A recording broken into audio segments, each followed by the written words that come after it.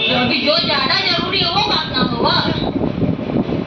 और आगे के बाद SIR करके और ये जितने भी वोटर्स हैं उनकी लिस्ट को ठीक करने वाले हैं, बेहतर करने वाले हैं। लेकिन राहुल गांधी कह रहे हैं कि भैया आप लोग वोट चोरी कर रहे हैं। जो चुनाव आयोग है वो मोदी नमो चुनाव आयोग बनकर रह गया है। तो ये कह रहे हैं ये जो जीत आप लोग हासिल कर रहे हैं ये घपलेबाजी से, ये वोट चोरी से। देखिए, आपने सुना है कि सियानी बिल्ली क्या बोलते हैं उसका तो या वो कहते हैं वो अंगूर करते हैं। मतलब जब आप जीत रहे थे, देश में आपका शासन था, तब तक तो सब कुछ अच्छा था। इलेक्शन कमीशन भी अच्छा था, सिस्टम भी अच्छा था, लोकतंत्र भी अच्छा था, सब कुछ, संसद भी बढ़िया चल रही थी, राज्य भी बढ़िया। जब आप हारते गए, आज भी देश के लोकतंत्र में कहीं पे किसी की सरकार है, कहीं पे किसी की सरकार है। इलेक्शन कमीशन तो वही है।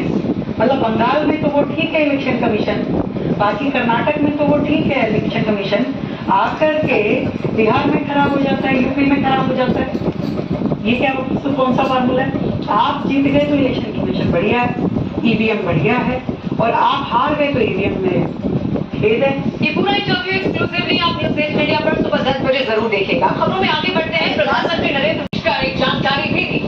देखिए, जापानी बुलेट ट्रेन में पीएम मोदी आपको नजर आ रहे होंगे। जापान के पीएम शिबा भी साथ में उनके मौजूद रहे। देखिए, लगातार कोशिश यही है कि भारत में भी जल्द से जल्द बुलेट ट्रेन चले, और ऐसे में कई समझौते भी निकलकर सामने आ सकते हैं। हालांकि यात्रा यहाँ पर प्रधानमंत्री की ओर से यहाँ पर की गई। इसके अलावा एक सेमीकंडक्टर यूनिट का दौरा भी उनकी ओर से देखिए यहाँ पर रखा गया था। एक कार्यक्रम उनका यहाँ पर उसको लेकर भी था। लेकिन इस मुलाकात के दौरान बहुत सारी चीजों पर चर्चा हुई। AI, सेमीकंडक्टर, इसके अलावा निवेश को किस तरीके से बढ़ावा दिया जाएगा, उसको लेकर भी कई कंपनी के CEOs के साथ प्रधानमंत्री की वार्ताएं हुई।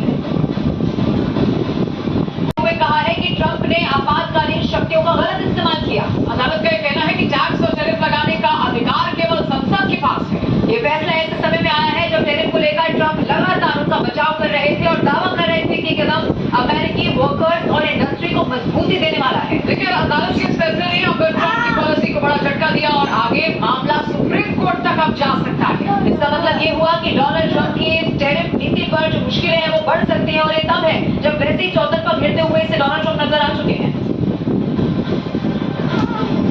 अमेरिका में कोर्ट ऑफ अपील ने ये निर्णय लिया है कि ट्रंप के टैरिफ गैर कानूनी है, और इस कोर्ट ऑफ अपील ने पहले लोअर कोर्ट के ऑर्डर को सपोर्ट किया। इससे पहले कोर्ट ऑफ इंटरनेशनल ट्रेड ने ऑर्डर दिया था कि ये टैरिफ जो है गैर कानूनी है और इन्हें लागू नहीं किया जा सकता।